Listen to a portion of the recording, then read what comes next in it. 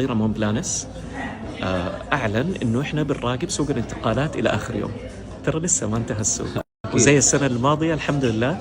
أتمنى أنها كانت شهادة يعني مصداقية مع الجمهور إلى آخر يوم، والاتحاد يقوم بتعاقدات نوعية، فلنا خاصيتنا في السوق ولنا طريقتنا اللي تختلف عن بقية الأندية.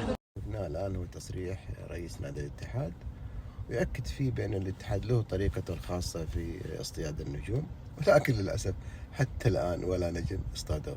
يعني اليوم حيغلق الميركاتو الأوروبي، وهو الأهم طبعا في لاعب اسمه فرنانديز. إذا ما تحركوا في آخر اللحظات خلاص الاتحاد هيبقى زي ما هو بدون لاعيبة أجانب.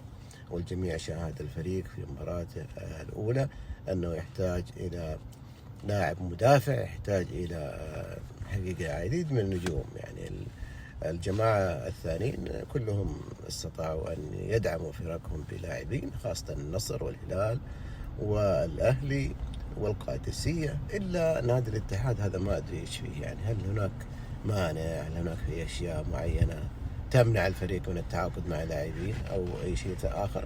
والله هذه مشكلة يجب أن يصرح فيها رئيس النادي، مثل ما قال إحنا لنا طريقتنا.